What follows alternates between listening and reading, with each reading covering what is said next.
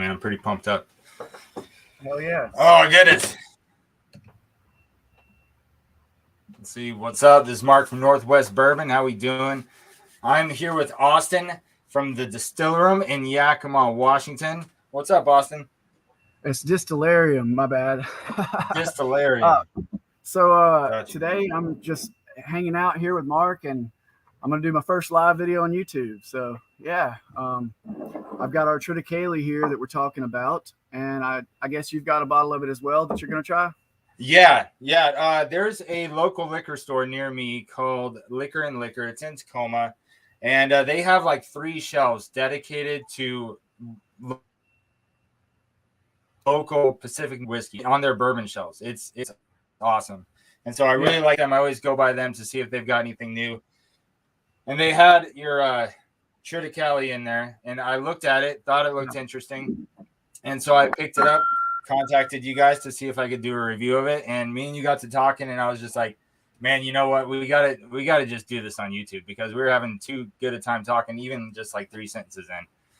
Yeah, I'm glad you did. Yeah. So yeah, anything that you want to go ahead and crack them open and get them in the glass, or you want to ask me anything about it? Yeah, I'm gonna pour it and let it breathe while why don't you tell us about yourself for a minute? I'll do the same. And yeah, so my name's Austin, and I've been here at the Distillarium since the 2017, and that's when we got started. We did our first year making a lot of brandy, and we did the whole our whole first year. All we made was brandy, a few different types of brandy. We ended up making moonshine, vodka, and then aged brandy, all out of the grapes. And then after that year is when we first got into our Triticale and our rye, and that was the first 2 whole grains we started working with. And then shortly after that, we started getting corn and making bourbon. Okay. And and that's what we stuck with. Now we continue to make brandy, bourbon, rye whiskey, Triticale whiskey. We still have the vodka and the moonshine. So yeah, those are our main products. We're getting ready to release some new stuff this year, maybe a bottled in bond on the bourbon, a rhubarb, sweet, sugary rhubarb like liqueur or vodka. And then I guess we might even do something with honey, do something with bourbon and honey. Yeah. And so I guess a little bit more about myself, and not to get off track about the distillery. I'm from Alabama. You might be able to hear it in my accent, but I've been I lived in Montana. So I'm 30 years old. I came to Montana when I was about 21, 22, and I did a lot of distilling out there. I worked for another operation out there, and I made small stills out of copper and sold them on eBay and Etsy and such as that. And when I was out there, I learned a lot of industry stuff, because prior to that, I was just like a moonshiner, I guess you'd call it, like a beer brewer, but I didn't make beer. I made hard alcohol.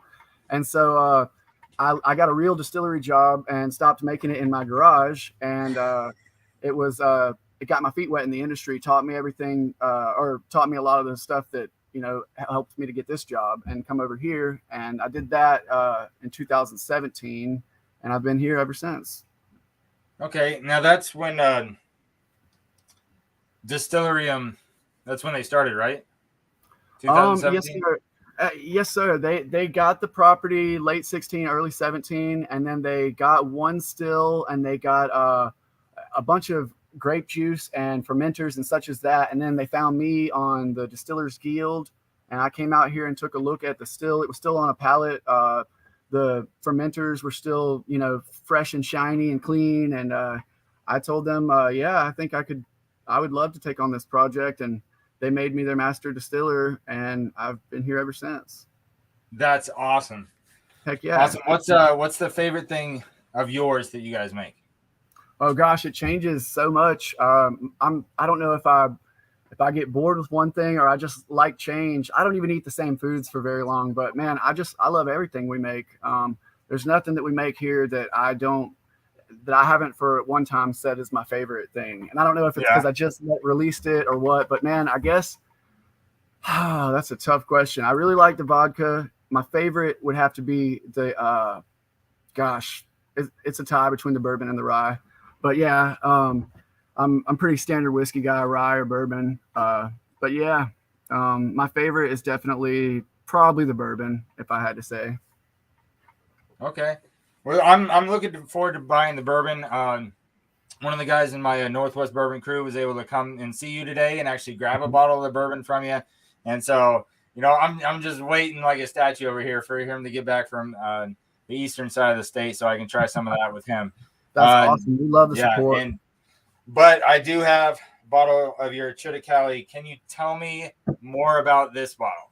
Absolutely. So Triticale for a while was my favorite. For the first 2-3 years, every time I tried it, I got this this note that I wasn't getting out of the other grains. Like if you distill wheat and you distill rye, you don't get the same as you do when you distill Triticale. Even though it's a hybrid of wheat and rye, it's not like you just get half and half of both. It's got its own nose. I don't really know how to put it. I don't want to call it astringent, but it's got like almost, it's not as sweet as like a bourbon, and it doesn't have quite as much spiciness as the rye, but it does have some spiciness.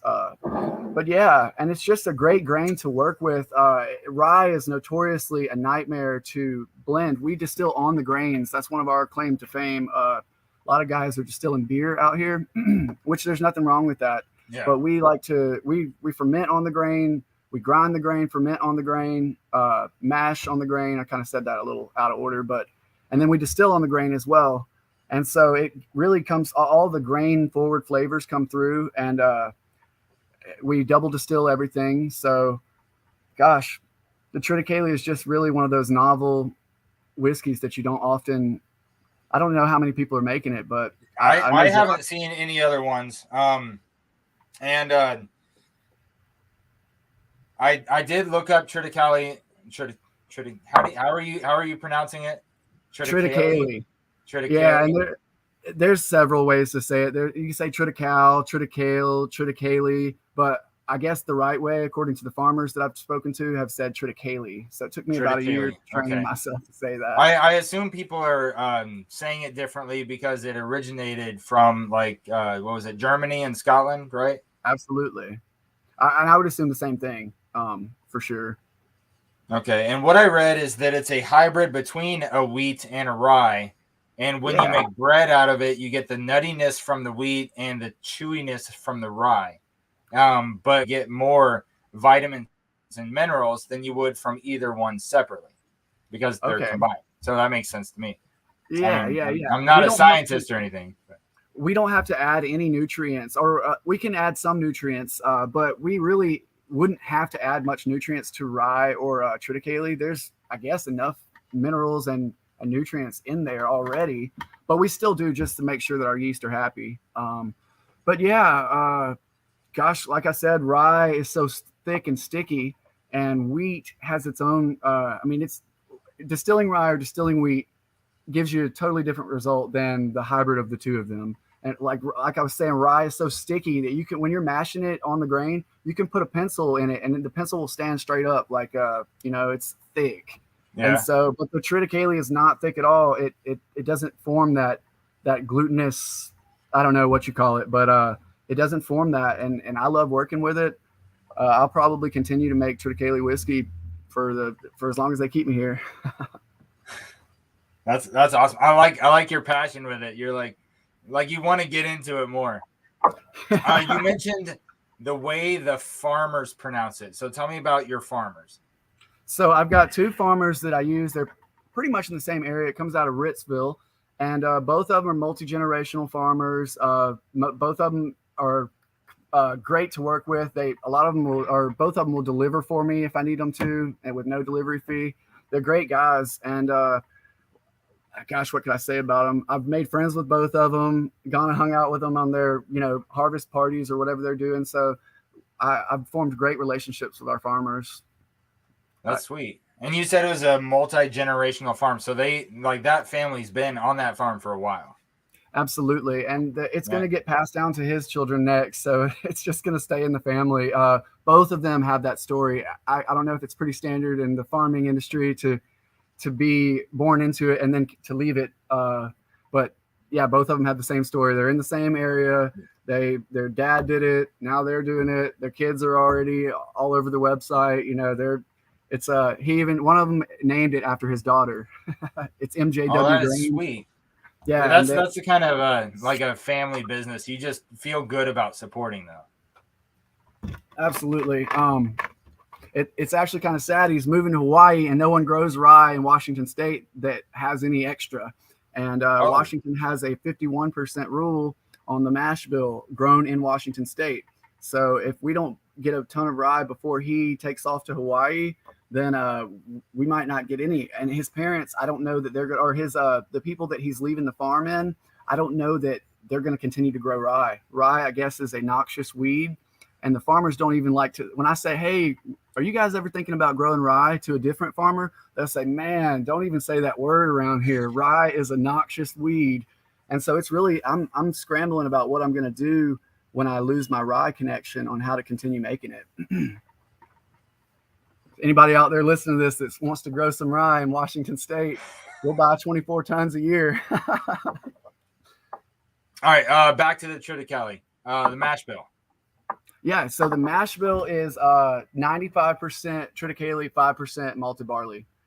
And the 5% malted barley is just there for the enzymes in the barley and just for some extra traditional flavor that might come over. I could have gone 100% Triticale, but then I'd have to order more enzymes. And we have a bunch of malted barley that we use in the bourbon.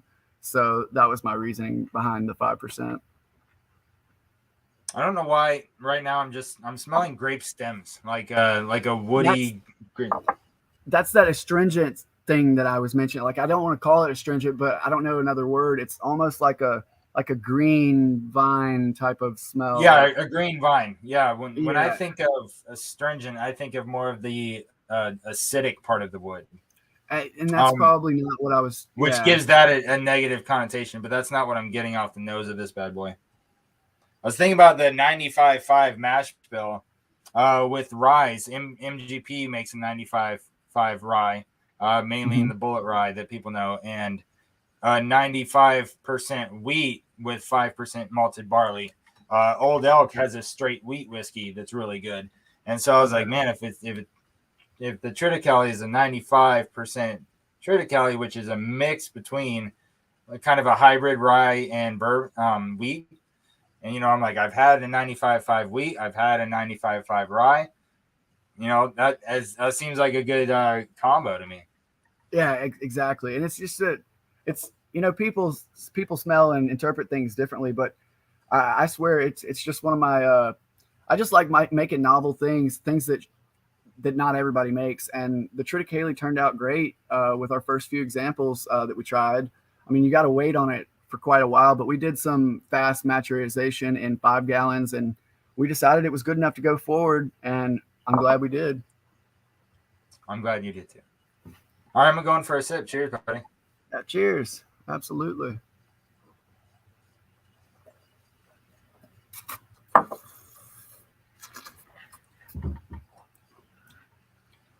lot of vanilla right on the tip of the tongue. Yep, and it's almost like go ahead. It's like a caramelized vanilla, or it's like I don't know. Yeah, further in the back, it really soaks the back of your palate. Yeah. Like it comes in real sweet and sharp on the front of the tongue, and then it opens up and just lays down on the back of your palate. And the spiciness that you get from a rye, like our rye is very spicy. Our rye mash bill is the same as the Triticale mash bill. It's 95.5. And so our rye can be very spicy for someone who likes spicy ryes. And I was almost intimidated that the Triticale was going to end up just as spicy, or if it was going to carry a lot of that with it. And it's almost the perfect amount. So there's that.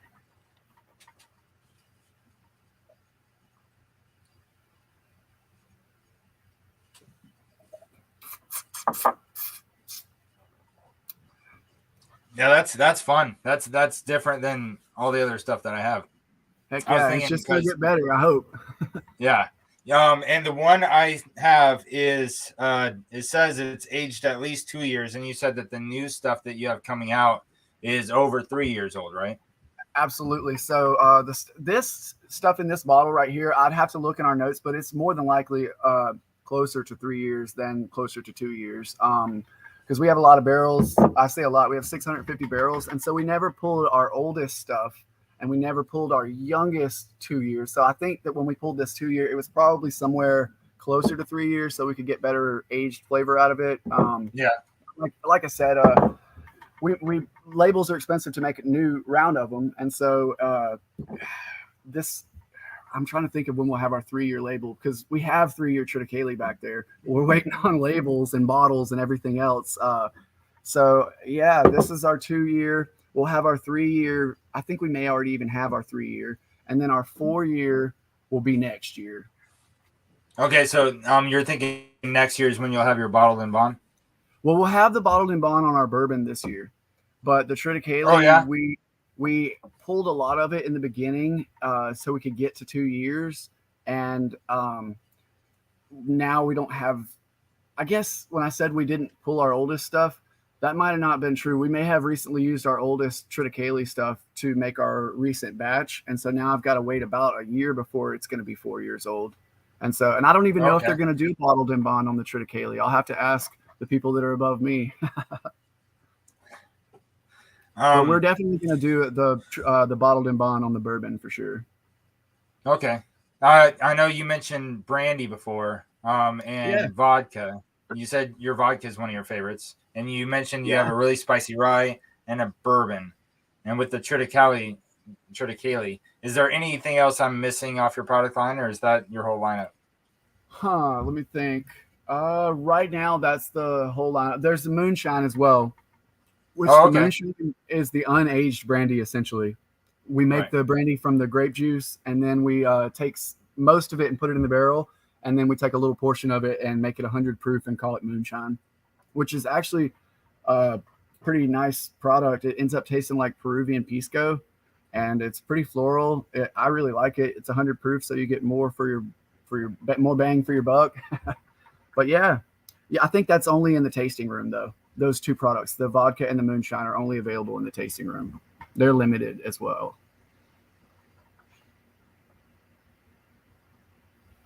I don't know if we cut out. If y'all can still hear me, my screen froze. Sorry, I think I froze for a second. Yeah, same here. Is that good? Your face is still frozen. I can hear your voice, but your face is still frozen on the screen. Uh-oh.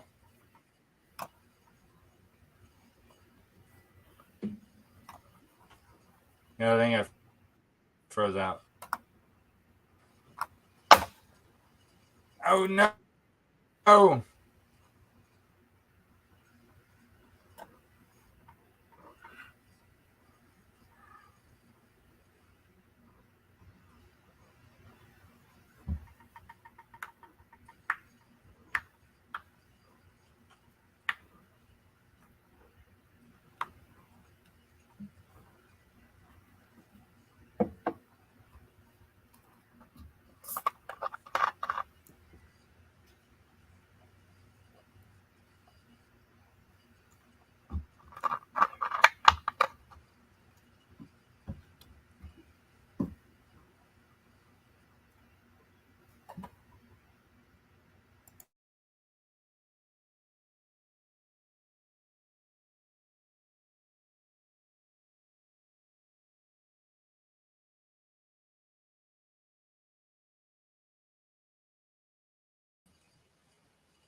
All right, you can still hear me?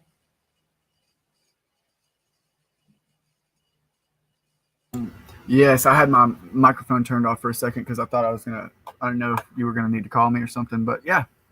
Yeah, oh my gosh, that was like my worst case scenario, is that my internet went out like while we were talking.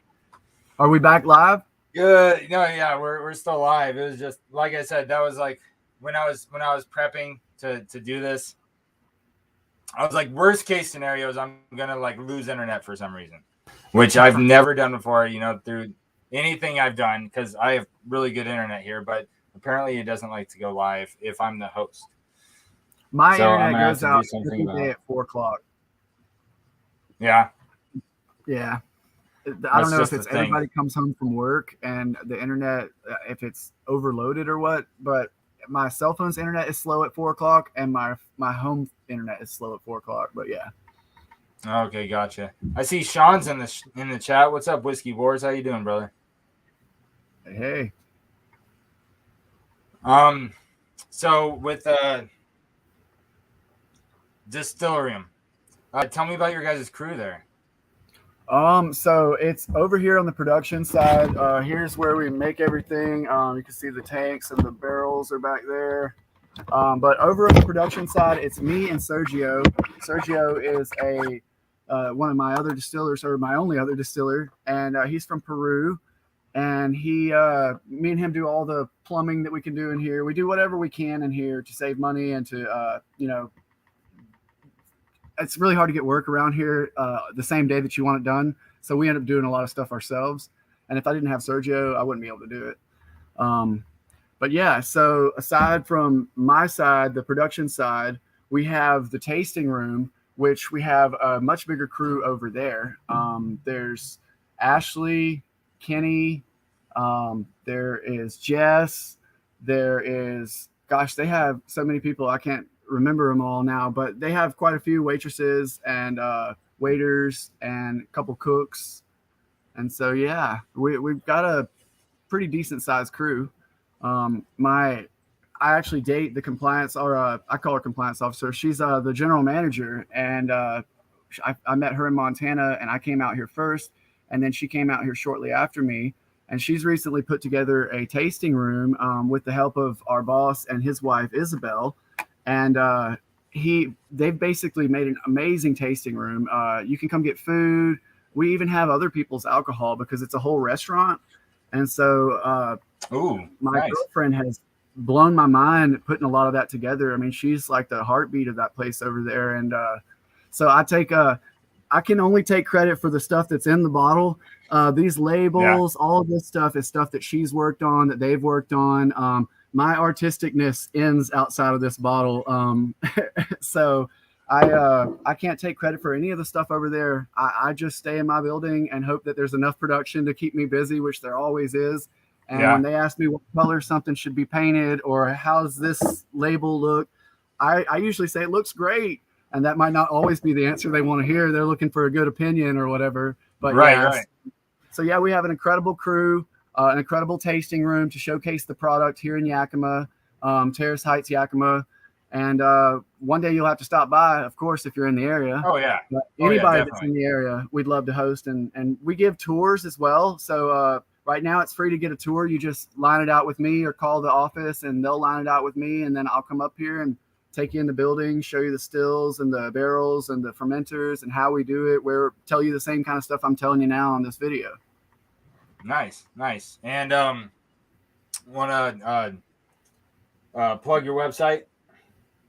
What'd you say? Oh, yeah. So our website, let me see here. I'll have to check it out really quick because it's been a long time since I looked at it. I think it's yakimadistillery.com. Let me make sure.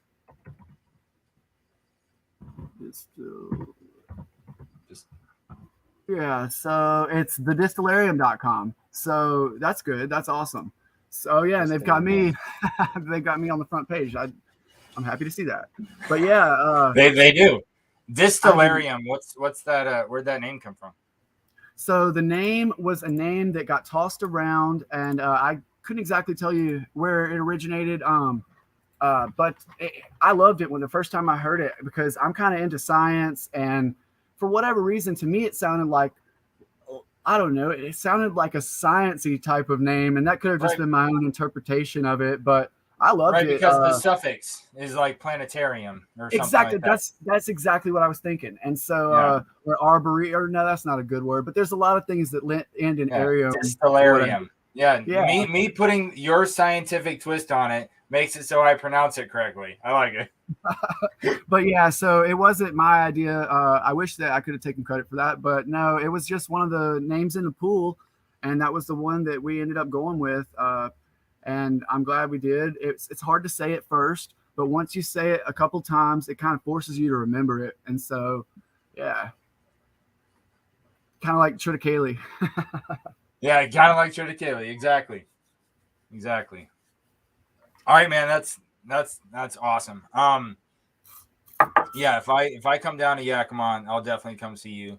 And appreciate you being our first guest on this run of the Distiller's Perspective. Hopefully, we'll be able to get more distillers here in the Northwest to come on and just like throw them in the spotlight and say, hey, you know, Whiskey Tube, if you haven't heard of these guys, this is what's going on over there. That's our intent with this program. That's awesome. Dude, and I just appreciate you being our first guest, and I've had a lot of fun chatting with you. I'm so glad y'all had me. It was a great way to spend my afternoon, and yeah, heck yeah, maybe I'll be famous from y'all's video. And when Chester comes over with that bourbon, I'll have to absolutely make a video with him of us drinking it. Cool. Well, you know where to find me, and I can't thank you enough for having me on. And yeah, I guess cheers. Yeah, jump out before my internet gives up on me completely. Hell yeah. All right, man. Thank you very much, and I'm sure I'll be talking to you again in the future. Heck yeah, thanks. I'll see you. All right. Cheers. Cheers.